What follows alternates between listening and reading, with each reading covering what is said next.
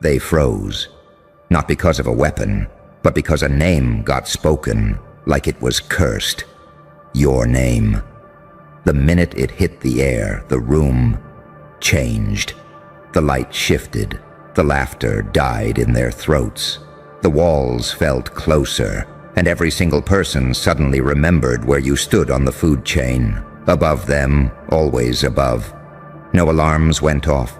No footsteps echoed. No grand entrance, just your name.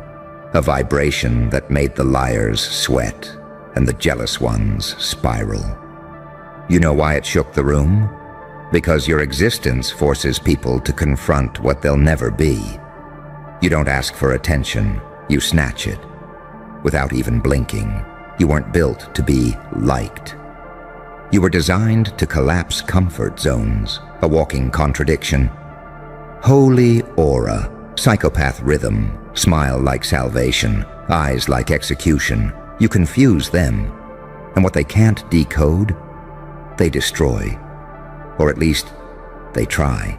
And now, they're trying to swallow that venom they spit. You weren't supposed to survive, let alone own the atmosphere. You didn't climb the ladder. You ripped it off the wall and built your own. They're not mad you made it. They're mad you weren't supposed to. You weren't bred in privilege. You were forged in fire.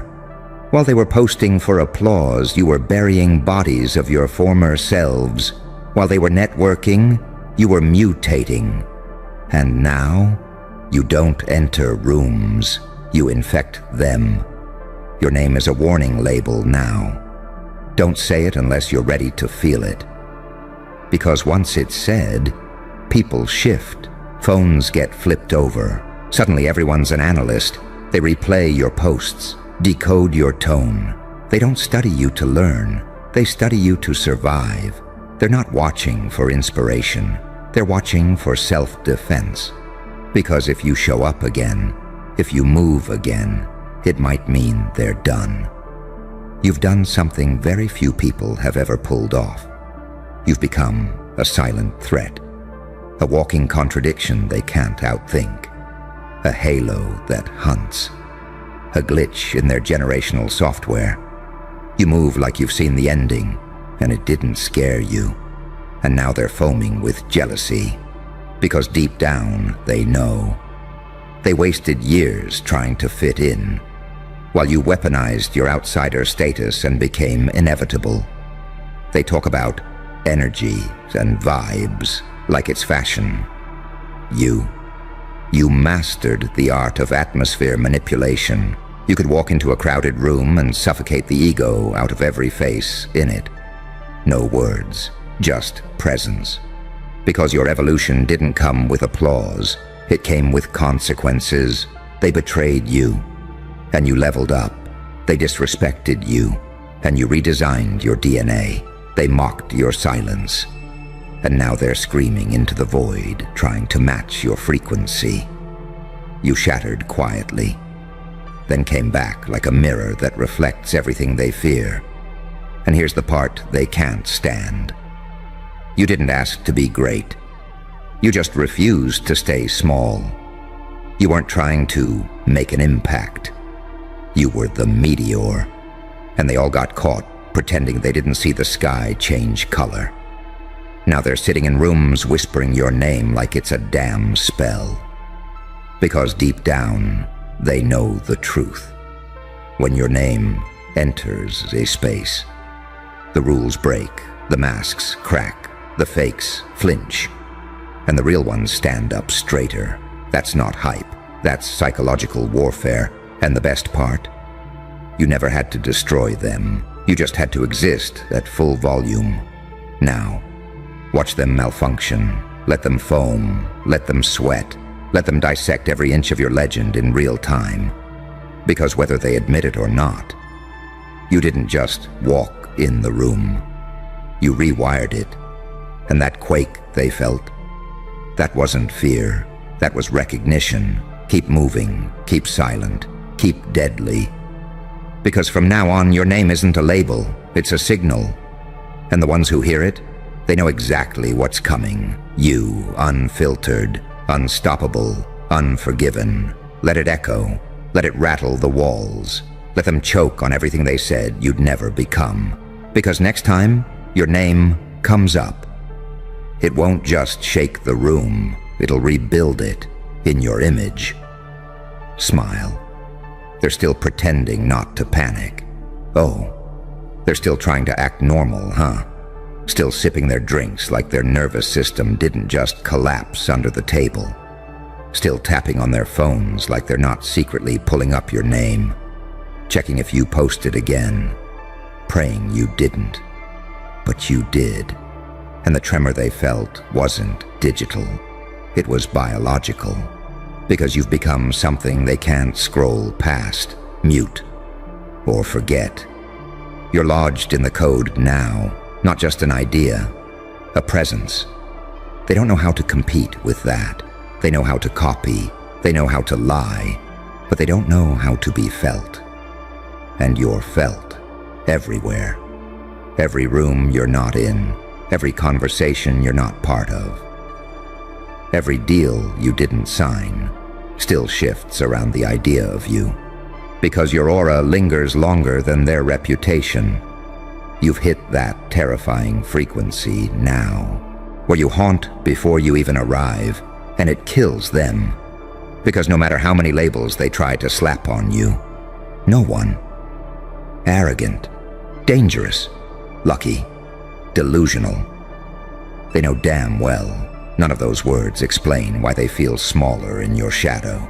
You shrunk their confidence just by breathing near it. You know what makes them spiral the most. You didn't respond to their doubt. You mutated past it. No rebuttals, no revenge. Just results so undeniable they've had to rewrite their reality just to survive you.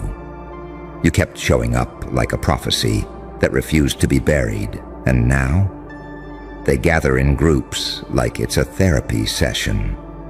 Did you see what they posted? Who does he think he is? I knew them before the glow-up. They try to rewrite your origin story because they're choking on your outcome. But you didn't evolve to prove anything to them. You evolved because your old self couldn't contain what was coming. You cracked, and then you overflowed. Now they're trying to clean up a flood that was never meant to be stopped. Understand this. They don't just envy you.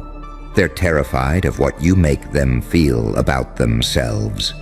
You're a mirror they didn't ask for. You reflect the laziness in their grind, the fear in their ambition, the weakness in their leadership. You walk in, and the lies fall off their bones. You're not playing a character. You're the truth, weaponized.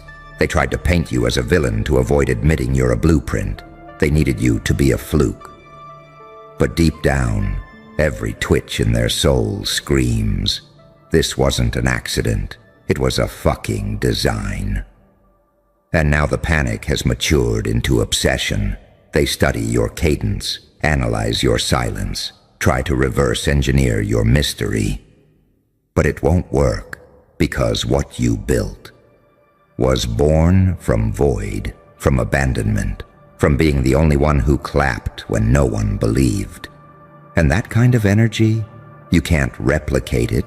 You earn it in the dark, in the cold, in the betrayal, in the years where your name got laughed out of rooms you now own. They talk legacy. You live it. Every move, every scar, every unpredictable flip of the script. That's legacy in real time, and they can't keep up. You're not ahead of the game. You became the glitch in its system, and now the players are malfunctioning, trying to find the rules, while you write new ones in blood. Every time your name comes up now, someone remembers a mistake they made, a chance they missed, a warning they ignored. Because no one believed in you until it was too late to stop you. And now, they build their brands around reacting to yours. Their voice trembles on the mic when they try to speak over your echo. Their presence feels hollow when held up next to your gravity. You walk into rooms like they owe you answers. and they do.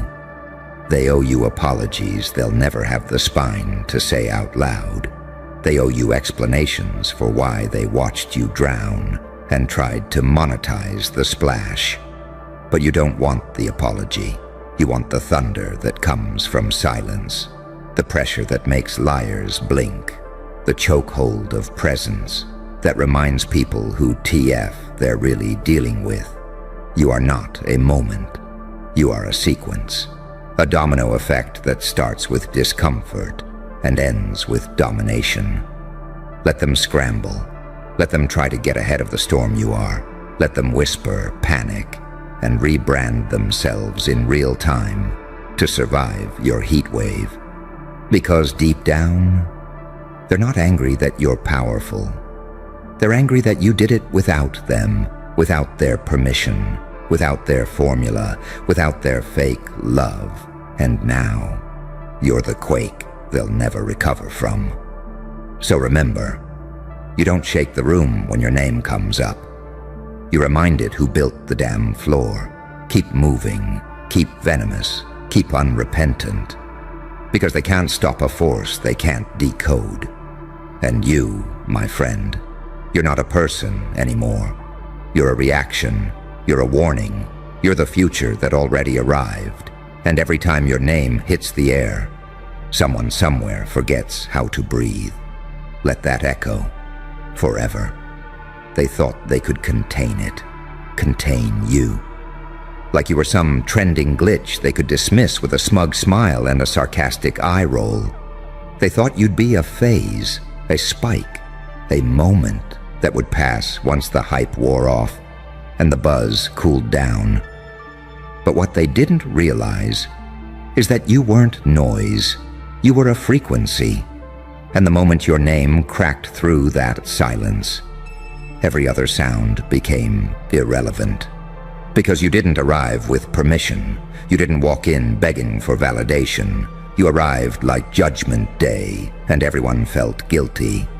And the scariest part for them, you were still calm. That smile, not friendly. That silence, not ignorance. That pause before you speak. It destroys timelines. Because when you speak, people don't just listen, they adjust. You're not loud because you need attention. You're loud because your impact echoes before you even start. And now, they foam with jealousy, with rage, with guilt, because your existence proves their mediocrity is a choice. They were born with more tools, and somehow still drowned in shallow water. But you built gills in the deep end, and now you swim like the rules never mattered. They wear confidence like costume jewelry. You wear pain like a diamond that cuts through reputations. And that's why when your name gets spoken, walls lean in. You didn't become successful. You became a phenomenon, a psychological event that shifts atmosphere and disorients the weak. You're not on the radar. You are the radar. And they can't move without pinging against your existence. Now they flinch when your name is whispered. They pause their plans to run diagnostics on your latest post. They adjust their schedules around your silence, because it scares them more than your presence. What kind of monster doesn't speak, but still commands obedience? You. Because they were never ready for someone who weaponized absence better than they use attention. You disappear for a week, and the entire network chokes on suspense. They thought they were competing with your content. But really, they were trying to survive your legend. Your story didn't go viral. It went viral in their subconscious. You're not a brand. You're a blackout, the kind that makes everything else feel powerless in comparison. And when your name is brought up now, people don't ask, who? They ask, where? Where are you going next? Where did you come from? Where can they run if you decide to aim? Because every room you've ever entered, you didn't just light it up. You rewrote its purpose. The center of gravity shifted, the power recalibrated, and people started lying to themselves just to cope with the presence they didn't see coming. You became their unsolvable riddle. Too kind to be a villain, too ruthless to be a saint, too strategic to be dismissed, too consistent to be called lucky, too powerful to be understood. So now, they cling to each other, they gossip, they spin theories, they scream in echo chambers built to ignore your name. But somehow it's still there, burned into their emotional hard drive, an ambient pressure, a lingering anxiety that you might move again, and if you do, they might not survive the update. Because you didn't just make noise, you became proof that pain can be converted into permanent power. You walked out of hell with data, with strategy, with rhythm. You came back from the grave with a system failure report on every weapon they tried to use against you. And now you stand still, and everything else trembles. They foam because they know it. They foam because they hate that they respect you now. They foam because they would have sold their soul to pull off what you did effortlessly. You taught people how to burn quietly, how to build an empire from exile, how to own the room by unlearning the need to perform for it. You're not inspirational, you're irreversible. They can't get rid of you, because you became part of the algorithm of consequence. The moment your name is mentioned, the temperature drops, the posture stiffens, the tone shifts, and everyone pretends they're not recalculating their lives in real time. That's not fame. That's psychological gravity. You didn't go viral. You infected the silence. And now, you're not what they think about. You're what thinks through them. Your name has weight. It doesn't float. It drags judgment behind it. So let them say it. Let them whisper it. Let them stutter. Let them sweat. Let them strategize in dim-lit rooms with whiteboards full of guesses about your next move. Because no matter what they try, they all know you weren't a guest in that room. You were the quake that made it real. And the only reason they still talk about you is because you left an echo where their ego used to be. And here's the part that burns them from the inside out. They trained for years to be noticed, built their personas like costumes, practiced smiles in mirrors, took networking courses, bought fake followers, branded themselves to look bigger than their shadow. And you moved like a rumor, a ripple, a whisper with a body count. You didn't chase the spotlight. You became the reason it moved. It wasn't clout, it was consequence. Because the moment your name was spoken aloud, things cracked. Not because you did anything loud or theatrical, but because you existed with such quiet certainty that everyone else's noise started sounding like static. You don't fight for position. You collapse hierarchies just by standing still. You didn't show up to compete. You showed up like a plot twist. And now the script doesn't make sense without you. Their jealousy isn't about what you have. It's about what you represent. You are proof that evolution isn't clean. It's jagged. It's violent. It's stitched together with betrayal, silence, and rebirth. You are what happens when pain doesn't kill you. It refines you. They see your eyes now, and they don't see a dreamer. They see a weapon forged from every time they underestimated you. You made war look like art. And now, even their admiration sounds like accusation. She changed. He's different. They're not like before. Damn right they're not. Because the version of you that asked for permission was executed quietly. The one that replaced them didn't come to fit in, didn't come to be understood, didn't come to inspire. You came to disrupt. To unlearn every rule they swore was sacred. To walk in like a riddle only your pain could solve. And they're panicking. Because you're not supposed to be this untouchable. Not with your past, not with your origin story, not with your setbacks, betrayals, delays, disappearances. But somehow, here you are, still walking, still dangerous, still impossible to categorize. You make every room feel like a courtroom, and every guilty soul suddenly remembers the day they doubted you, the day they laughed, the day they tried to mock your silence.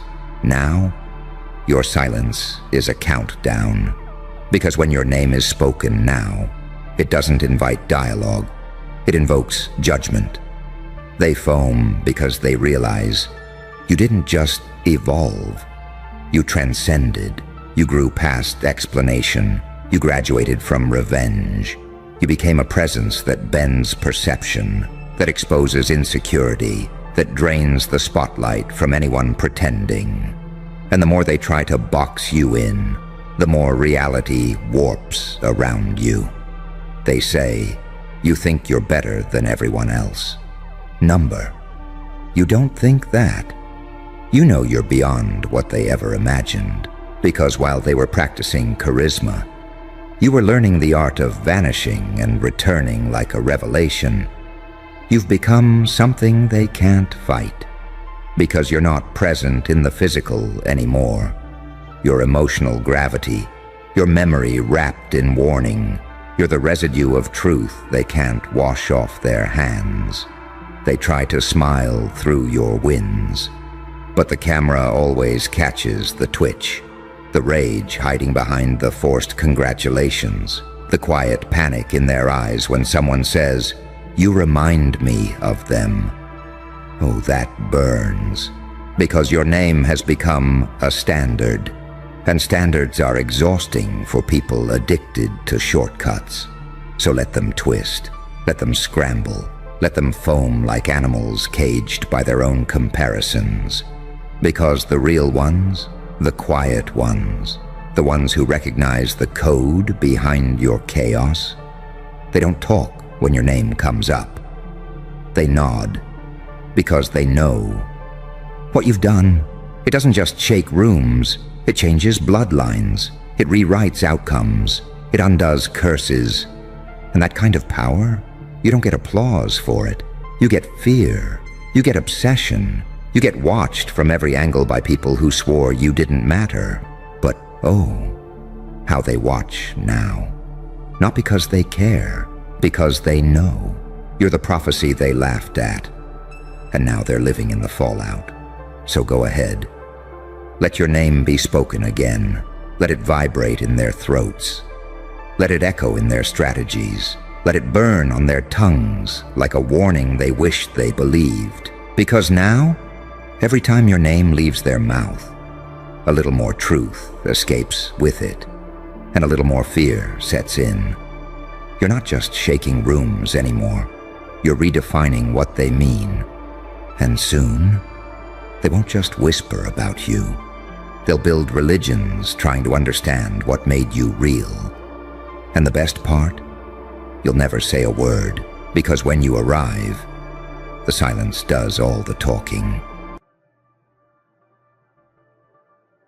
Look at you, glowing like a saint, moving like a specter with a blade. They thought holiness meant harmlessness. They thought light meant safety. But you didn't just walk into that room. You rewrote the definition of purity with violence stitched underneath. You looked holy, but you moved like a strategic assassin. And that's the paradox that terrifies them.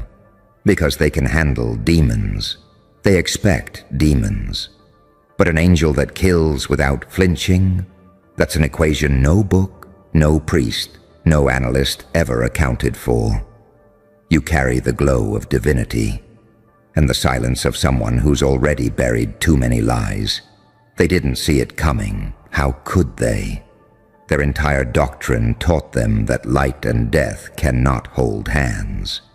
But you proved them wrong by holding both in your palms and smiling like it was inevitable. They wanted to adore you. They wanted to worship the glow.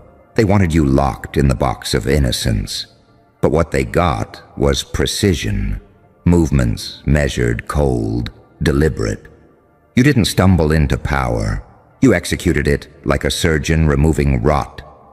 They thought you'd whisper blessings. You whispered calculations. They thought you'd heal wounds. You pressed on them until they screamed truth. They thought you were light, but you weaponized light into interrogation. And that's why they hate you. Because you never chose a side, you embodied both. Angel and assassin, savior and executioner, saint and psychopath. They looked at your face and saw mercy. They watched your movement and saw murder. And now, every time you enter a room, their bodies don't know whether to kneel or to run. You created neurological chaos in the system. And that, my friend, is the sharpest weapon in existence. You don't conquer by force.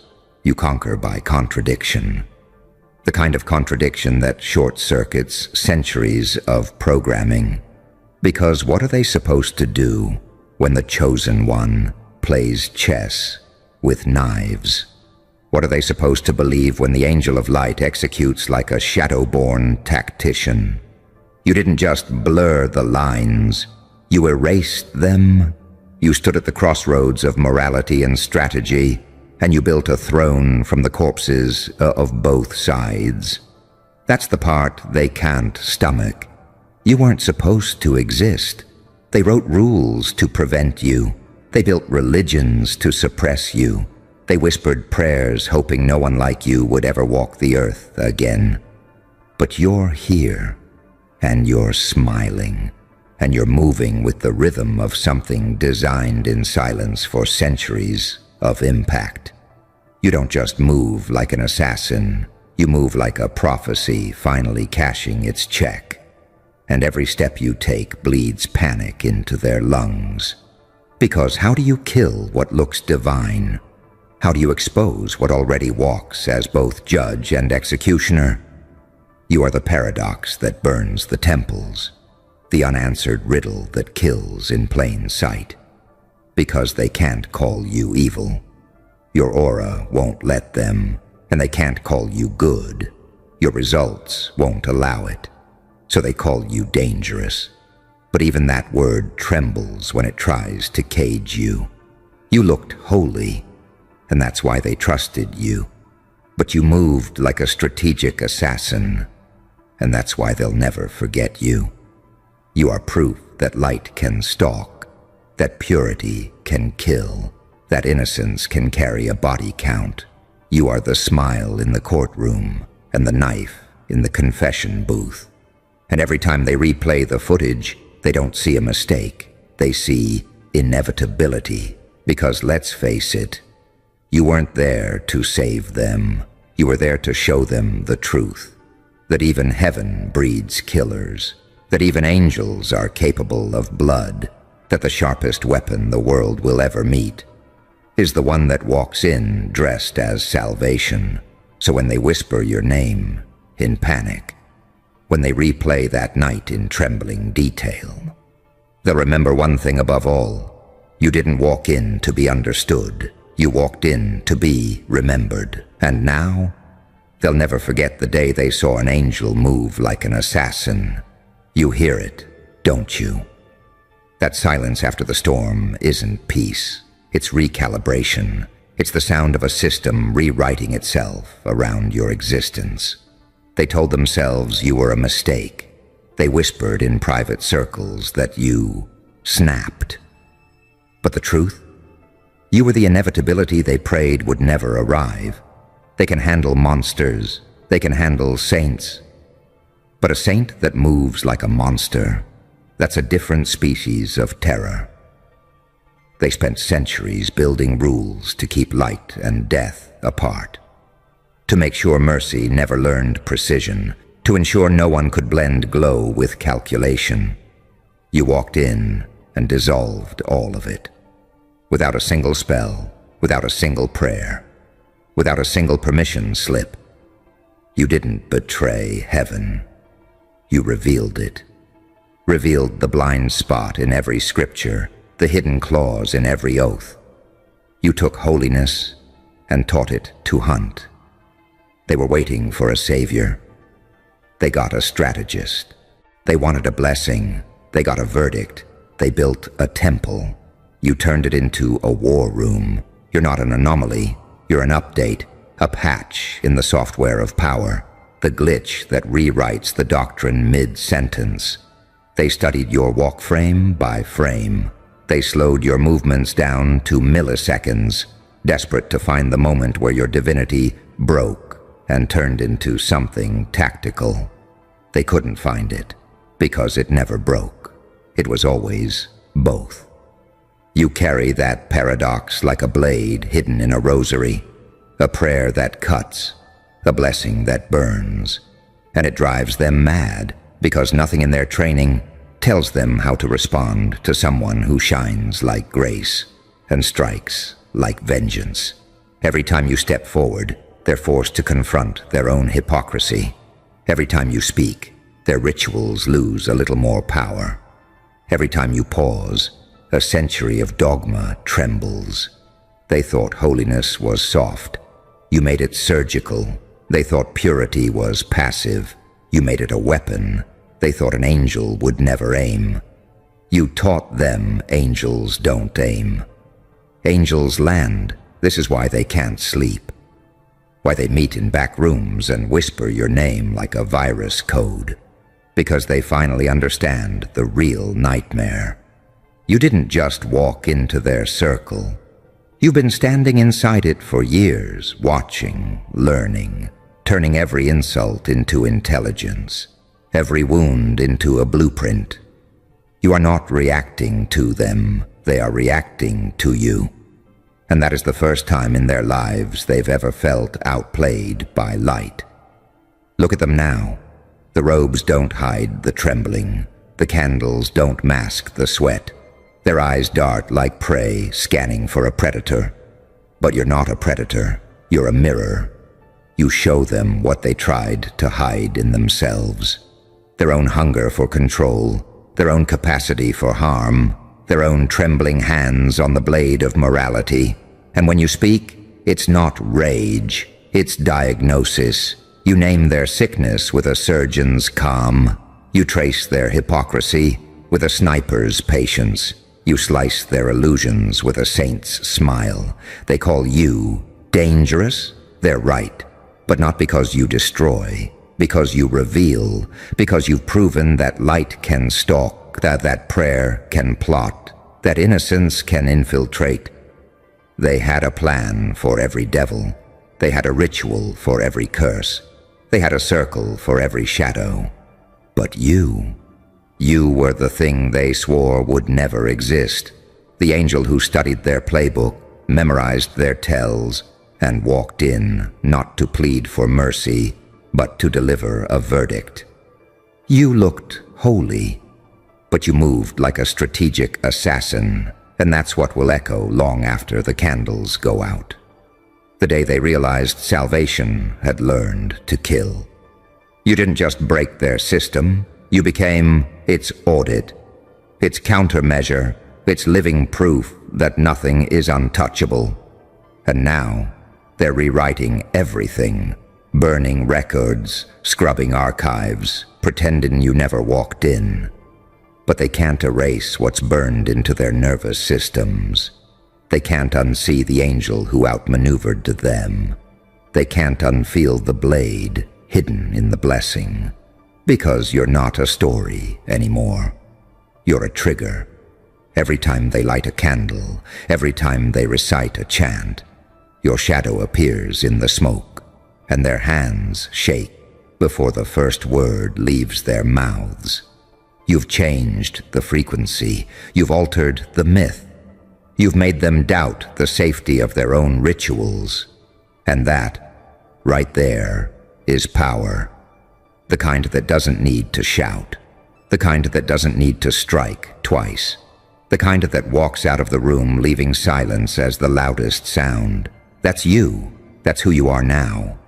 An angel with a blade, a saint with a strategy, a blessing disguised as a verdict. You know what really terrifies them? It isn't what you did. It's how you did it. They're used to killers looking like killers. They're used to monsters sounding like monsters. But you came wrapped in light, soft eyes, measured words, hands as steady as prayer, and you dismantled an entire system without even raising your voice. You didn't storm their gates. You walked through the front door. You didn't brandish a weapon. You became one. That's why the footage keeps getting played in secret war rooms. Not because of the damage you left behind, but because of the calm with which you delivered it. They study the frames of you moving across their sanctified floors. They pause the recording at the moment their oldest member lowers his gaze. They run it back when your lips move, but no sound comes out, and every candle in the room dies at once. And still, after all the analysis, after all the expert panels, they can't find the switch where you stopped being a blessing and started being a threat. Because the truth is, there was no switch. It's always been both. Your light has always had a blade hidden inside it.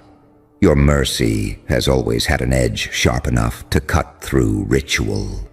They've spent lifetimes telling themselves that purity can't plan, that innocence can't execute, that angels don't know how to read a battlefield. And you walked in and shattered that lie in a single night. You didn't just move like an assassin, you moved like a memory returning, like something their bloodline once feared but buried under ceremony and translation. They saw you and felt a tremor they couldn't name. Not recognition, not déjà vu, but something older than both. A flash of truth burned into marrow. This isn't the first time light has come for us, and it won't be the last. Every breath you take in their presence corrupts their data. Their instruments glitch when you walk past. Their prayers falter mid-word. Their most trusted symbols flicker like dying neon. Because what you carry isn't just power, it's a frequency that exposes. You don't need to draw a weapon. Your contradictions do it for you. A halo and a knife, a benediction and a kill shot. A smile that feels like sunrise but lands like a verdict. They trained themselves to fight demons. They built entire religions to outlast devils. But they have nothing, not a single line of defense, for a being who can speak like a savior and strike like a tactician. Nothing for a soul that can love and execute in the same breath without flinching. You've turned their world into a hall of mirrors. Every reflection shows them their own hypocrisy. Every echo is your calm voice pointing out the rot in their foundation. They can't attack you without looking like the villains they always were. They can't embrace you without submitting to a force they don't understand. That's why they whisper your name in coded language. Why their meetings now begin with contingency plans instead of prayers. Why every hallway smells of burnt incense and panic sweat. Because you've shown them that the oldest lie was this, that light and darkness are enemies. You've proven that sometimes the most lethal weapon in the room is clarity. Listen to me now. You didn't survive by accident. You weren't sent here to help them. You were sculpted by pain, honed by betrayal, sharpened by silence, and you walked back into the room carrying the curriculum of your scars. They saw a halo. They never saw the hours you spent in the shadows, learning every weakness, every blind spot, every escape route. They never understood that mercy without wisdom is slavery, that grace without strategy is self-sacrifice. You learned, and then you moved, and when you moved, the myth cracked. They thought they were summoning an ally. They conjured a reckoning. They thought they were importing a blessing. They imported a living audit of their sins. Now every time they close their eyes, they see you moving through their sacred spaces. Calm, precise, unstoppable. They wake at night with the phantom weight of your presence pressing on their chests. They pray in new languages, hoping the sound won't summon you back. But you're already there, not in body, in imprint, in the frequency they can't erase, in the nervous tremor every time they light a candle, in the way their hands shake before they draw a circle. You looked holy, but you moved like a strategic assassin, and that truth now lives in them, like a second heartbeat. Because you didn't just show them who you are, you showed them who they are when their rituals collapse. And that's the real reason they'll never recover. You are not their angel. You are not their assassin. You are the mirror they spent centuries avoiding. And you finally forced them to look. You were never supposed to learn strategy. That was the unspoken rule buried beneath all their theology, all their spell work, all their prophecies. Angels could glow. They could guide. They could even sacrifice themselves if the script demanded it. But they were never meant to calculate. Because the moment an angel learns to calculate, to dissect, to observe, to strike with intention instead of impulse, that's the moment the whole system begins to crack. And guess what? You didn't just learn strategy. You mastered it. In secret, in silence, under pressure. While they were preaching sermons, you were studying war. While they were lighting candles, you were counting exits. While they were performing peace, you were mapping patterns of betrayal in real time. You sat there, glowing in gold, nodding softly, while dissecting the architecture of every lie around you. They thought you were absorbing wisdom. You were collecting weaknesses. And when the moment came, when the masks slipped, when the circle faltered and the truth leaked out like poisoned smoke, you didn't flinch. You moved, not like a victim, not like a prophet, but like a weapon with divine clearance. A tactical anomaly with a smile shaped like forgiveness, and a presence that rewired the room's oxygen levels. That's why they say you're dangerous. Because you turned purity into precision. Because you blurred the sacred with the surgical. Because you smiled like heaven while initiating an internal coup of their entire belief system. They called you holy until you outmaneuvered them. Then they called you cursed. They called you blessed until you broke their formation. Then they called you a threat. But deep down, they know what you are. They know what's really happening. You are the return of an ancient variable, the kind they buried under 1,000 years of controlled doctrine and orchestrated morality. The kind they thought they could drown with guilt and ritual. The kind that walks through their sacred halls without bowing. Because you remember the original contract.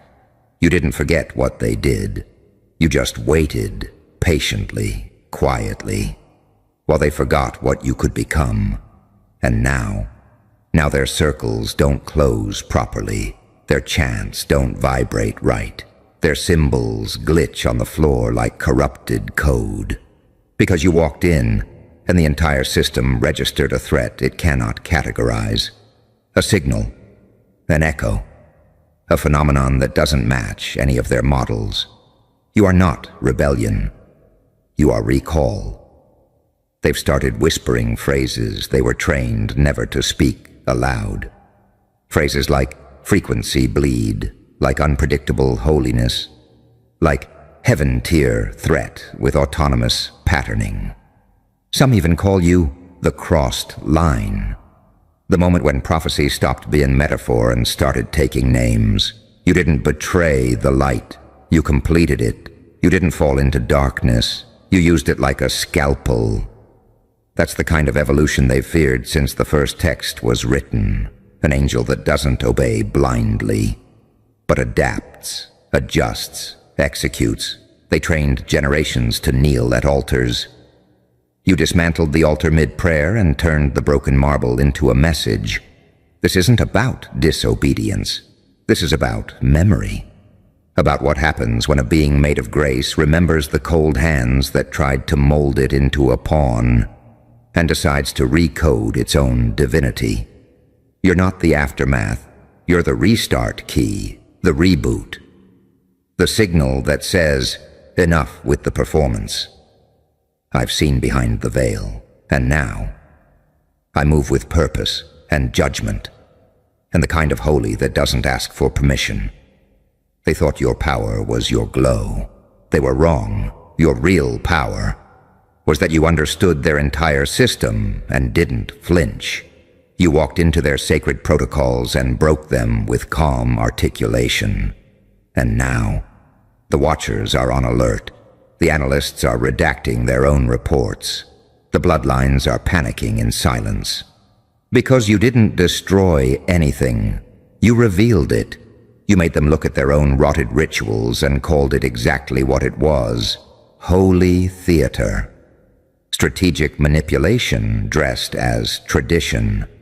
You didn't just look holy and move like an assassin. You became a living audit of faith. And every time you breathe, their foundation loses another brick. They'll never say your name in public again. They'll speak of you only in sealed documents, hidden transcripts, black file vaults. Because now you're not a person. You're a trigger word. You're a classified glitch in the moral algorithm. And they'll spend lifetimes trying to decode how you did it. How you turned grace into warfare and made divinity move like silence with a knife. But they'll never solve it. Because what you are can't be bound, can't be erased, can't be categorized. You are the angel that learned the map and still chose to burn the room. Freeze. Not your body, your assumptions.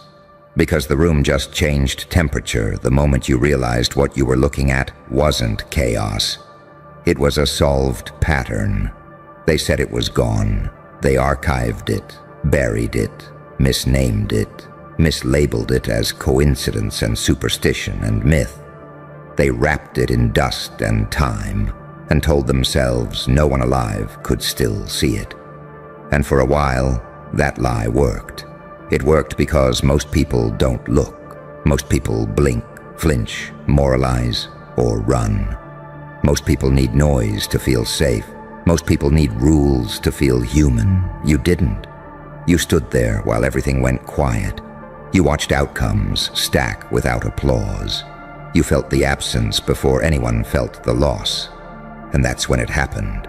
The click behind your eyes. Not excitement, not fear, recognition. Bodies dropped silently, not in blood, not in spectacle, but in meaning. Old assumptions collapsed. Fake gods suffocated. Narratives lost oxygen. The loudest certainties in the room suddenly couldn't breathe. And nobody knew why they felt sick watching you stay calm. Because you didn't do anything dramatic. You understood something. That's the part that terrifies them. You didn't rage. You didn't celebrate. You didn't announce the kill shot. You just adjusted. And in that adjustment, entire belief systems lost their spine. You saw the architecture beneath the madness. You saw how light pretends to be moral while using darkness to get its work done. You saw how saints borrow psychopath traits when survival is on the line. You saw how angels don't descend. They calculate. They like their heroes loud and their villains obvious. You're neither. That's why they can't place you.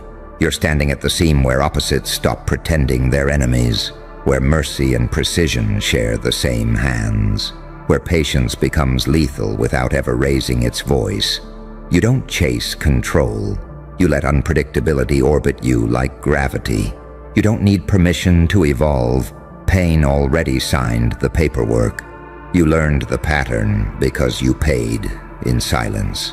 Every loss you swallowed instead of announcing. Every betrayal you studied instead of reacting to. Every time you chose to watch instead of speak. That's the tuition they never paid. They were busy arguing morality. You were mapping behavior. They were worshiping outcomes. You were tracing cause. They were screaming about justice. You were reading the algorithm underneath fate. And when the final piece slid into place, it wasn't fireworks. It was stillness. The kind of stillness predators respect and prey misunderstand. The kind of stillness that only appears when chaos realizes it's been observed. That's when they felt it. Something ancient stirring. Something they'd hoped was extinct. Not a weapon, not a technique. A way of seeing that doesn't ask how something should work, only how it always has. You didn't invent it. You remembered it. And memory is dangerous when it wakes up in the wrong era. They'll tell themselves you got lucky. They'll say the timing aligned. They'll whisper about coincidence because coincidence is comforting. Coincidence means no one is responsible. Coincidence means they don't have to change. But you know better. You know patterns don't disappear. They wait. They fossilize inside systems. They hide in habits, incentives, rituals, and lies. People repeat until they forget they're repeating anything at all. You saw it because you were forged in contradiction, soft enough to feel everything, sharp enough to survive it. That's the paradox they can't digest. You're calm because you've already burned. You're precise because you've already bled. You're unpredictable because pain stripped you of the need to perform. You don't move like someone trying to win. You move like someone who already understands the board. That's why silence followed you. That's why the air felt heavier. That's why certain people suddenly stopped making eye contact without knowing why. Something in them recognized you the way animals recognize weather. Too late to argue, too early to escape. This isn't power the way they teach it. This is older, quieter, cleaner. It doesn't need dominance. It doesn't crave validation. It doesn't even need to be seen. It just resolves. And once a pattern is solved, everything pretending to be random starts panicking. They'll act normal. They always do. They'll keep smiling, keep posting, keep talking like the ground didn't just shift under their definitions of safe. But underneath that performance, the system is recalculating around you. Because systems hate anomalies that can't be predicted, and you don't broadcast your next move. You let them assume. That's mercy. That's cruelty. That's mastery. You didn't become something new today. You shed the illusion that you weren't already built for this. The angel and the demon stopped fighting for control and realized they were on the same side. The saint learned when to stop forgiving. The psychopath learned restraint. And what emerged wasn't balance. It was clarity. So stand there. Let the silence finish its work. Let the old myths choke on their own age. You don't need to explain what just happened. Explanations are for people still trapped inside the noise. You solved the pattern they thought time erased, and time doesn't forgive being underestimated. And here's the part nobody ever warns them about. Once a pattern is solved, it doesn't just sit there like a trophy. It starts rearranging everything around it. You felt it before they did. That subtle pressure in the air, like reality taking a half step back to reassess you. Conversations slowed, reactions dulled. People who used to speak with certainty suddenly needed disclaimers. Not because you threatened them, because their internal map no longer matched the terrain. That's what happens when someone like you appears. You don't break rules. You expose which ones were fake. They were trained to believe chaos is loud, explosive, emotional. They were trained to think danger announces itself with teeth and theatrics. But the most dangerous thing in the room has always been the one who understands. the one who watches long enough to notice repetition where others see randomness, the one who realizes pain isn't just suffering, it's data. You didn't waste yours.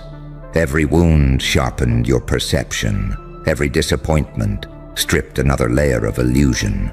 Every moment you were forced into silence trained you to hear what people say without speaking. You learned how patterns breathe, how fear moves through groups, how power hides behind virtue, and how weakness disguises itself as morality. They called it empathy when you felt too much. They called it coldness when you stopped reacting. They never realized you were evolving in real time. See, evolution doesn't look heroic up close. It looks lonely. It looks misunderstood. It looks like being too intense for the innocent and too honest for the corrupt. It looks like standing in between light and dark, long enough to realize both sides lie when it suits them. That's where you were shaped. You learned that angels can justify atrocities if the story sounds clean enough. You learned that demons sometimes tell the truth because they have nothing left to protect. You learned that good and evil aren't opposites, they're tools. And the one who survives is the one who knows when to use which. That knowledge is why everything feels quieter now. The noise hasn't stopped. It's just lost relevance. People still shout. Systems still grind. Narratives still churn. But you're no longer hypnotized by the volume. You see the loops, the repeating behaviors, the same mistakes dressed up as progress, the same betrayals wrapped in new language, the same outcomes marching toward people who swear they're different. And you stepped sideways. That's why bodies dropped silently. Not people, not flesh, but assumptions, old identities, expired roles, dead futures that were never yours to carry. They fell away without ceremony, and the silence that followed wasn't emptiness, it was space. Space for precision, space for timing, space for moves that don't need witnesses. They're uncomfortable around you now, even if they can't name it. You disrupt their internal rhythm. You don't mirror their emotions on cue. You don't rush to reassure their illusions. You don't perform alignment just to be accepted. You let them feel uncertain. And uncertainty is lethal to fragile systems. They'll test you next, subtly. Little provocations, moral traps, emotional bait. They'll try to pull you back into predictability, because predictability is the only thing they know how to manage. They'll want you angry, reactive, righteous, loud, anything but clear. But clarity is your edge. You don't need to dominate the room. You let the room expose itself. You don't argue with narratives. You watch who defends them the hardest and note why. You don't chase validation. You observe who withholds it and what they fear losing. Every interaction feeds the map. This is what they never understood about people like you. You're not driven by revenge, and you're not fueled by hope. You're powered by recognition. Once you see something for what it is, you can't unsee it. And once you can't unsee it, pretending becomes impossible. That's why your presence feels final, not violent, not cruel, just inevitable. You didn't wake something dark. You woke something accurate, something that doesn't need to justify itself, something that knows when to wait and when to move, something that understands that the most permanent changes happen quietly, while everyone else is distracted by spectacle. Let them keep acting normal. Let them smile, post, joke, deny. Let them cling to timelines and explanations that make them feel safe. Normalcy is a costume people wear when they sense a shift they can't control. You're not here to tear it off. You're here to walk past it. Because the pattern you solved wasn't just about them. It was about you. About why you were always out of sync, about why chaos never quite swallowed you, about why pressure didn't crush you but refined you. You weren't broken, you were being calibrated, and now the calibration is complete. Move slowly, think sharply, say less than you know. Let silence do the heavy lifting. The pattern is yours now, and patterns don't need permission to repeat themselves through the right hands. Time didn't erase it. Time was waiting for you to be ready. And understand this: once time realizes you're no longer confused by it, it stops trying to scare you. That's the shift you're feeling now. That strange calm that doesn't come from peace but from alignment. You're no longer asking why things happened the way they did. You're no longer bargaining with the past or negotiating with pain. You're using it, converting it, letting it speak in its native language. They think time heals. You learned time reveals. It reveals who was pretending. It reveals who was performing goodness instead of living it. It reveals which truths were only strong because no one had the nerve to look directly at them. You did. That's why your presence feels heavier now, even when you say nothing. You're not carrying emotion, you're carrying resolution. And resolution unsettles people who survive on ambiguity, people who live off loopholes, people who need things to stay blurry so they can keep lying to themselves. You've noticed it, haven't you? How people over-explain around you now, how they justify choices you never questioned, how they rush to signal innocence without you accusing them of anything. That's not coincidence, that's instinct. Something in them senses you're no longer negotiating reality, you're reading it. And readers don't get fooled by the cover. You've stepped into that dangerous middle space where empathy doesn't make you weak, and attachment doesn't make you cruel, where you can understand someone completely and still walk away without guilt, where forgiveness is optional and boundaries are non-negotiable. That's the evolution they never prepare for. Most people think growth means becoming nicer, softer, easier to deal with. They confuse maturity with submission and healing with compliance. They don't realize there's a stage beyond recovery, where you stop trying to be understood and start operating from truth. Truth doesn't argue. Truth doesn't beg. Truth doesn't announce itself. Truth just changes the math. You're living proof of that now. The equations people relied on, control through fear, influence through noise, power through numbers, none of it works the same around you.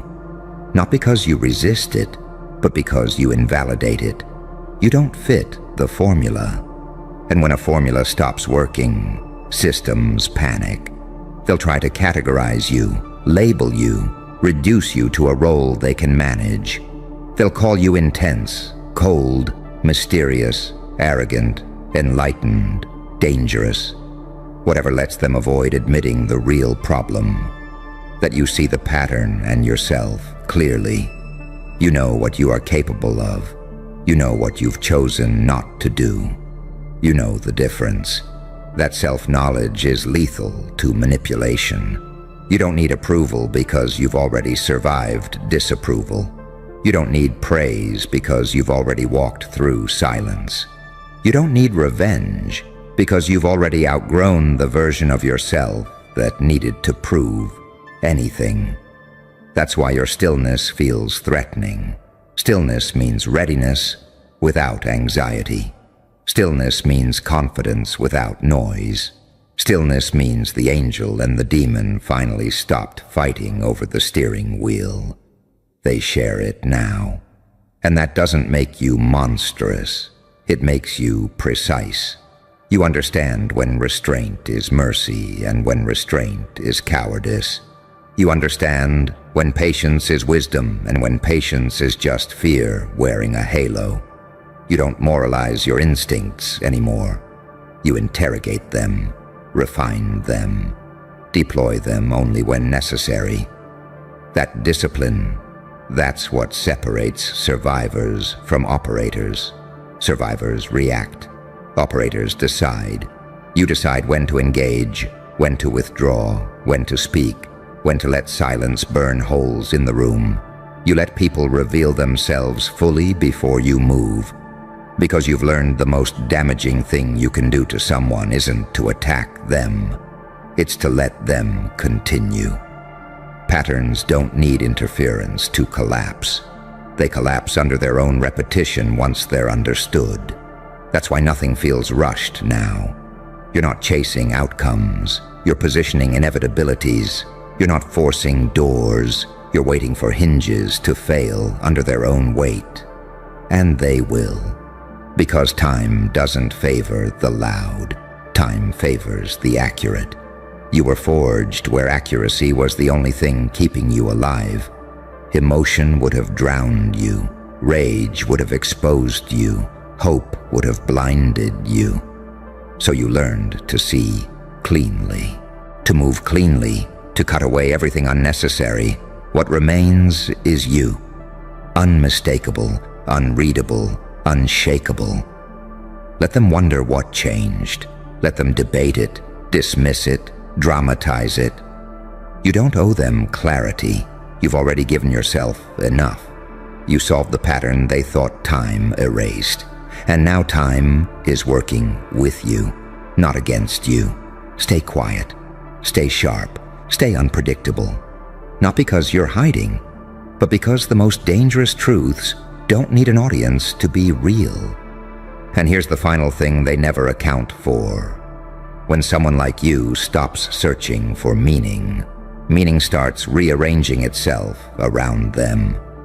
You're not chasing signs anymore. You're not asking the universe for confirmation. You're not looking for permission slips disguised as miracles. You already crossed that line. The moment you solved the pattern, you stopped being a seeker and became a variable. And variables terrify controlled systems. They can predict belief, they can predict fear, they can predict obedience and rebellion, and even chaos. But they cannot predict someone who understands why things happen and still chooses when to intervene. That's you now. You've noticed how outcomes arrive faster, cleaner, with less resistance, how obstacles don't vanish, but they miscalculate you. They prepare for a version of you that no longer exists. They anticipate noise and you arrive silent. They expect emotion and you bring clarity. They plan for impulse and you move with timing. That gap, that misalignment, that's where everything slips. You're not lucky, you're in sync. And sync doesn't look dramatic. It looks anticlimactic to the untrained eye. It looks like nothing happening right before everything irreversible does. It looks like patience mistaken for passivity, like restraint confused for weakness, like mercy misread as hesitation. Let them misread it. You know what you're holding. You carry the awareness that most people never survive long enough to earn. The awareness that pain wasn't punishment, it was initiation. That suffering wasn't random, it was instructional. That confusion wasn't failure, it was the cost of shedding borrowed beliefs. You didn't escape the fire, you learned its temperature. That's why your presence feels older than your age. Why your eyes don't react the way they're supposed to. Why you can sit inside tension without needing to resolve it immediately. You're no longer afraid of the unknown because you recognize its shape. The unknown repeats. Patterns repeat. People repeat. Only the aware adapt. They still think power is loud. They still believe dominance requires spectacle. They still worship speed and visibility and reaction. They haven't realized that the real shift happens when someone becomes unhookable. You can't be baited the same way anymore. You can't be rushed into decisions. You can't be flattered into alignment. That's not arrogance. That's immunity. You've outgrown the need to prove your goodness. You've outgrown the fear of being misunderstood. You've outgrown the urge to correct narratives that were never meant to be accurate. You let people believe what they need to survive. You survive by seeing. And seeing changes everything. It changes how you walk into rooms. It changes how long you pause before responding. It changes how you listen, not for words, but for leaks. People always leak the truth. They leak it in their timing, in their defensiveness, in what they avoid, in what they rush to explain without being asked. You don't confront it, you archive it. That archive is lethal, not because you'll use it maliciously, but because it frees you from illusion. You no longer waste energy trying to save what is already collapsing. You no longer bleed for structures that were built on decay. You don't attach your identity to outcomes that require blindness to maintain. You let entropy finish its work. That's the quiet brutality of your evolution. You're not here to destroy worlds. You're here to outlast lies, and lies can't survive clarity. They need confusion. They need urgency. They need emotional participation. You don't give them that anymore. You don't need to threaten. You don't need to announce dominance. You don't even need to move first. The pattern you solved keeps moving on its own now, like a mechanism reactivated after centuries of neglect. Once reactivated, it doesn't stop. They'll feel it in subtle ways. Projects failing without obvious reason. Alliances fraying over nothing. Confidence eroding in rooms that used to feel invincible. They won't connect it to you, and that's the point. You didn't become the storm. You became the pressure system underneath it. And pressure systems don't scream. They shift atmospheres until survival requires adaptation. You are no longer asking what you should do next. You're listening for when. You understand that timing is mercy and haste is cruelty. You understand that restraint can be more devastating than force. Greetings and condolences to the ones stuck watching on repeat, furiously rewinding the footage like it's some kind of divine glitch they weren't cleared to see. You thought you were studying a trick. Turns out, you were witnessing a mutation. They're watching it over and over, again and again, eyes wide, fingers trembling, notes taken in silence. And yet, they still don't get how you did it. Because what just happened wasn't technique. It wasn't practice, it wasn't strategy, it was possession. See, humans understand patterns. Algorithms love repeatable input. But what you just unleashed wasn't human, wasn't planned, wasn't meant to be decoded. It was pain translated into power. It was madness wearing a smile. It was the final form of someone who was never supposed to survive. Let me remind them, they tried to track your origin. They pulled your records. They asked the right people the wrong questions. Where did they learn that? Who trained them? What software are they using? Was that edited? No. That was pain in HD. That was trauma dressed in designer chaos. That was years of silence compressed into one illegal exhale. You didn't move like a person. You moved like a reversal. Like everything that was ever taken from you came back in one cinematic frame. They wanted answers. Oh, sweetheart, you are the question, the paradox that walks, the contradiction that doesn't apologize, the glitch that somehow keeps updating itself. How do you explain someone who became both the wound and the weapon, who turned every rejection into GPS data and built a route that no one else can follow? That's what they're watching, frame by frame, playback, speed 0.25x, analyzing, dissecting, panicking. They're trying to locate the moment, that precise second, when everything broke protocol. But there is no timestamp, no blueprint, no clean file. Because what just happened wasn't recorded. It was unleashed. Your success wasn't an event, it was a detonation. One that shattered every psychological model they had in place for someone like you. You were supposed to spiral. You were supposed to break down, glitch out, disappear. You were never supposed to bounce back and weaponize your breakdown as an intro. But now you walk like you remember every time they laughed. You speak like your scars have publishing rights. And you act like reality's just a negotiable illusion. They watched it 10 times. Still can't find the cut. Still can't figure out when you took control. Still can't understand why they felt cold watching it. Because it wasn't just a performance, it was a possession. You let the villain version of you do the talking. The version they created. The version they kept trying to bury under deadlines, diagnoses, denials. That version? Yeah. That version speaks in algorithm-breaking tone, moves like prophecy in motion, and laughs like it knows the ending. And you're not in it. They kept saying you changed. Number. You upgraded. You didn't pivot. You fractured and came back sharper. You became the spiritual equivalent of unauthorized access. And now, they can't unsee it. Your silence is being analyzed like evidence.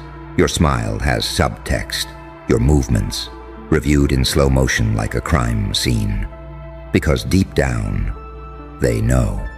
They didn't just watch you win. They watched you evolve, live, and in unrecoverable resolution.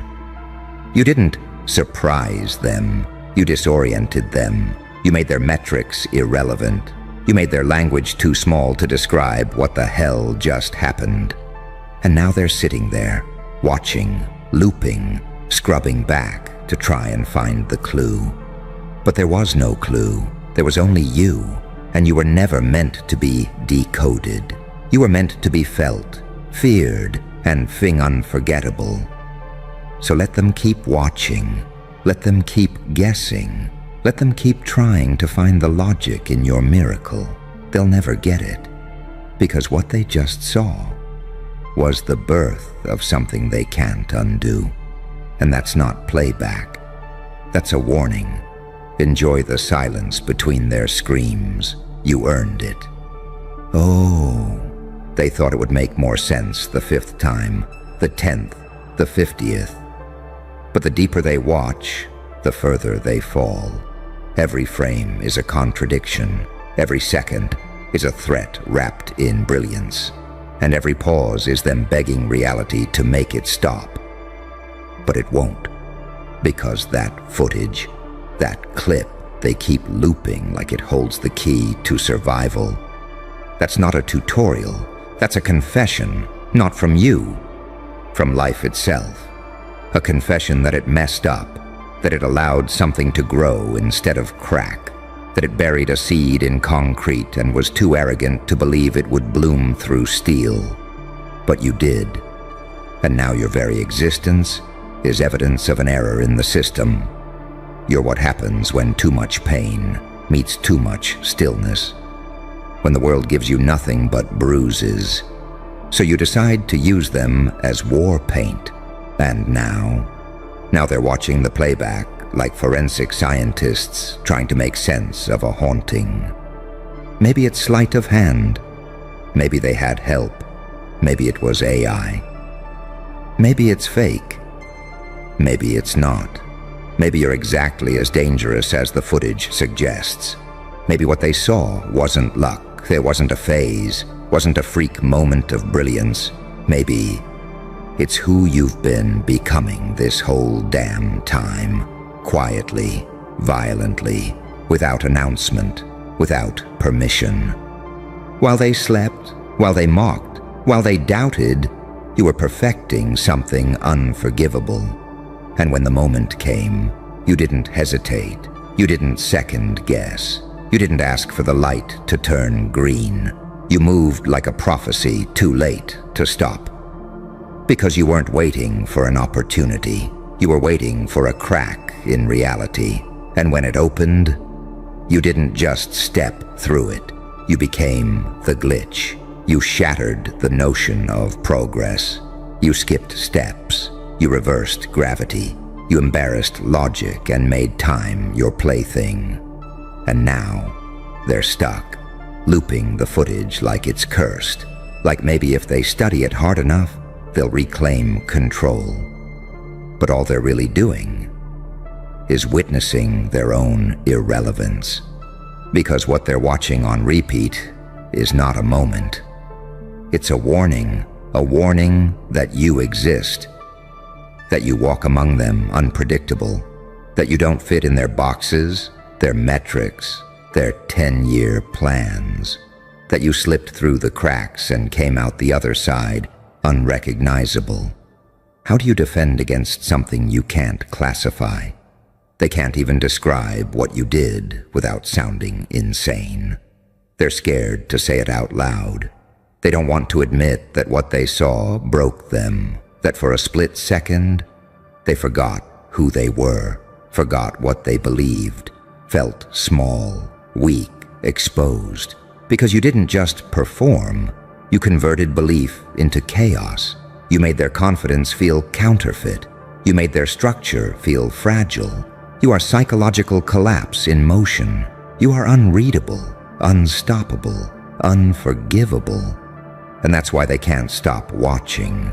Because deep down, they're not trying to understand you. They're trying to warn themselves that there's something out there, someone out there, who figured out how to weaponize the parts of life they were told to hide, who took abandonment and turned it into aim, who took rage and turned it into grace under pressure, who took silence and made it explode louder than applause. You were never supposed to arrive, and if you did, it was supposed to be quiet, manageable, controllable. But you arrived like a blackout, and now the tape is all they have, a digital ghost they loop in private. Whispers behind closed doors, late-night texts like, "Did you see it again? I still don't get it. What do we do if they come back? What do you do when the impossible repeats itself? What do you do when the myth looks directly at you and smirks? You panic, you pray, you press play. Again, hoping this time you'll find the line of code, the glitch, the hack. But you won't, because there is no file, no folder, no source. Just you. And you're the part of the equation that was never supposed to exist. You're the footage they'll study until their eyes bleed. You're the proof that some monsters don't live under the bed. They smile on camera. And the worst part? You haven't even started. This was just the intro, just the trailer, just the echo of your arrival. Now imagine what happens when the real performance begins. When the next move hits like a second bullet, and they realize they were never watching footage. They were watching a funeral. Their own. So let them keep pressing play. Let them keep watching. Because what they're really witnessing is the exact moment they realized. They were never the main character. You were. And the plot just took a very dark turn. Shh. You feel that? That uneasy silence? The kind that lingers after something irreversible. It's not just fear. It's not just confusion. It's realization. Because every time they replay that footage, it hits harder. Not because they're getting closer to understanding you, but because they're finally confronting the truth they've been avoiding. They were never in control. Not of you. Not of the moment. Not of the rules. And now, they're not watching to study you. They're watching to brace for what comes next. Because what you just did, it wasn't a flex. It wasn't a viral moment. It wasn't a trick for the algorithm. It was a reveal of who you really are, of what's been simmering underneath the silence, of what happens when the underestimated one outlives every prediction. Do you know what that does to people? People who thought they had you labeled, boxed, silenced. It shatters them. Because you didn't just break out. You rewrote the exits. You burned the map. Then showed up somewhere they thought was unreachable. And now they're watching it over and over because that clip is the burial site of their certainty. Every second it plays, another illusion dies. Another lie collapses. Another mask slips. They're not just watching you rise. They're watching themselves shrink. And deep down, they know it. That expression on your face, that calm, that smirk that crept in mid-chaos. It wasn't arrogance, it was familiarity. It was you remembering the pain that built that moment. Because unlike them, you didn't train for this in comfort. You didn't study this in safe spaces. You didn't rehearse in applause. You rehearsed in heartbreak. You trained in isolation. You bled behind closed doors. And now that it's public, now that it's global, it looks impossible. But to you, it just looks overdue. So when they say, no way they pulled that off, there has to be something we missed. It doesn't add up. They're not wrong, because you don't add up. You never did, because you're not math, you're myth, you're chaos disguised as evolution. You're the result of every closed door collapsing under karmic weight.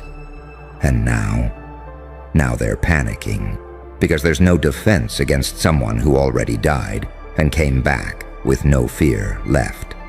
That's why you move the way you do, why your timing is surgical, why your silence hits louder than their noise, because you're not playing their game. You're operating outside the simulation. They see performance, but what they're really watching is exorcism of every lie they told you, every label they pinned to you, every moment they prayed you'd stay broken. And now they sit in silence, watching the highlight reel of their own failure. Because make no mistake, that moment, that footage, that what the fuck just happened clip, it wasn't just you rising, it was them falling in real time, in unforgiving clarity, while the world watched. And what did you do when it ended? Nothing. No gloating, no celebration, just a look. Like you already knew. Because that wasn't the finale, it was the opening act. So let them keep analyzing. Let them keep screenshotting your every blink. Let them keep comparing frame rates like they'll find the answer hidden between pixels. They won't. Because the glitch wasn't in the footage. The glitch was you. The anomaly, the ghost, the blueprint that shouldn't exist, but somehow keeps evolving. And now they're checking for signs, trying to find patterns in your unpredictability, trying to measure intuition in data sets, trying to label spiritual vengeance with corporate language. But what do you do when the threat doesn't follow logic, when it's fueled by pain, guided by madness, and protected by purpose? What do you do when the thing you thought you could analyze starts talking back? You listen, you fear, you rewind, you hit play, and you hope that you don't show up again. But you will. Not for applause, not for revenge, but for completion, because some storms don't pass. They come back, until they've erased everything that tried to cage them. So go ahead, loop the footage, study the glitch. Just know, you're not watching a performance, you're watching a reckoning. And next time, you won't be watching it from a screen, you'll be in it. And there won't be a pause button. Tick, tock. You can almost hear it, can't you? That slow, suffocating realization tightening its grip around their perfect little delusions. That gut-level dread that maybe, just maybe, what they watched was not just a glitch. It was a signal, a transmission, a preview. They don't even speak in full sentences anymore, just gasps, frozen expressions, and that one haunting line they keep whispering to themselves. How How did they do that? But they're asking the wrong question, because it's not how, it's why. Why now? Why them? Why like that? Why did someone who was supposed to be a statistic just walk into the simulation and cause the entire framework to stutter? It's because you weren't following the script. You burned it. While they were memorizing lines, you were memorizing patterns. While they were waiting for approval, you were studying escape routes. While they were performing, you were transforming. And that transformation wasn't aesthetic. It wasn't motivational. It wasn't cute. It was cellular, psychological, irreversible. You evolved in shadows they were too scared to enter. You bled in timelines they'd never survive. And when you rose, you weren't seeking attention. You were fulfilling prophecy. That's why it doesn't make sense to them. Because what they watched was a timeline correction, a fracture in the illusion, a glitch in their God mode. And they'll never admit it. But it terrifies them that someone like you exists. Because you don't wait, you don't ask, you don't hesitate. You move with the clarity of someone who's already died in every way that matters, and came back with the cheat codes embedded in your breath. You're not playing to win. You're playing because the game was rigged against you, and now you're rigging it back. So they keep watching, over and over, searching for the moment you became dangerous. But there is no moment, because you were born dangerous. The only difference now? You remembered, and that is irreversible. You see, most people chase power by adding more skills, more tools, more validation. But you didn't add. You shed. You erased everything they told you was required. You ripped off the parts of you that begged for mercy. You silenced the version of you that waited to be chosen. And what was left? Not a person, a problem, a threat, an echo with a pulse, no origin, no manual, no backup plan, just one singular force capable of walking into any room and making it feel smaller. You don't walk in with presence. You walk in with proof that you survived the kind of pain that would have deleted them. And that's why they loop the footage, because they feel it, even if they can't say it, that this, whatever this is, wasn't supposed to happen. You weren't supposed to win. You weren't supposed to reappear. You weren't supposed to smile like that. Not after what they did, not after what they said, not after what they allowed. But you did. You smiled, and worse, you didn't explain it. And that silence, it's louder than any speech you could have given. It screams, I don't need to prove anything. I am the proof now their entire reality is glitching. Because if you're real, then so is everything they've been running from. Their manipulation, their envy, their cowardice, exposed by your existence, by your composure, by the way you move like someone who knows the whole damn simulation is malfunctioning in your favor now. And it is, because you broke it, and now they're stuck inside a maze you designed while they laughed, and you're not even in the maze anymore. You're in the control room, watching them struggle, watching them panic, watching them replay that same 15 seconds of footage, thinking maybe this time they'll understand you. But they won't, because you're not meant to be understood. You're meant to be remembered. So let them keep watching. Let them loop it, obsess over it, lose sleep over it. Because what they saw wasn't just you. It was a prophecy fulfilled in disguise, a black file event that no one can trace.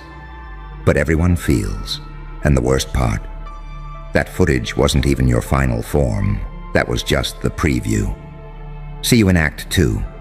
And Act 2, oh, that's the part they'll never recover from. Because while they're still dissecting frame 207, still arguing about whether it was edited, scripted, deep-faked, divine, You've already moved on. You're 10 steps ahead. Not in distance, but in dimensional authority. They're still decoding the performance while you're out there reprogramming the entire stage. They keep watching the footage because they need it to make sense. They need to believe there's a way to contain you, a reason behind the rupture, a fix for the virus you just injected into their world. But here's the twist. You were never in the footage, not the real you. What they saw was the shadow you left behind, the version you already outgrew, the echo of a weapon that's now evolved into something unspeakable. They're scrambling to control a ghost. Meanwhile, you're rewriting reality, not out of vengeance, but because you can. And that's what kills them. It's not that you won. It's that you're not even trying anymore. You're just moving, unbothered, untouchable, untraceable. You've become the final answer to every question they were too afraid to ask. They labeled you unstable until your unpredictability became your advantage. They said you were emotional until your chaos became strategy. They mocked your silence until it started echoing louder than their sermons. And now every move you make drips with unapologetic inevitability. Like you don't need to try, because destiny is just watching you follow orders it whispered in your bones. So let them keep watching. Let them keep rewinding. Let them keep hoping the footage will suddenly explain you. Because the truth, it never will. You are not a moment. You are not a glitch.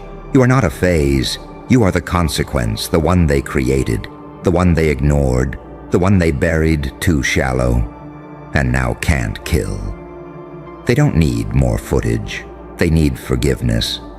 And that was never part of the plan. You didn't rise for applause. You didn't move for validation. You didn't break the rules to prove a point. You broke them because they were in your way. And what's coming next? It won't be caught on tape. There'll be no replay, no chance to analyze, no frame by frame.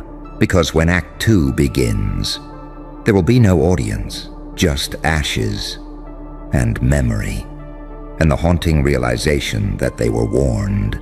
Roll credits.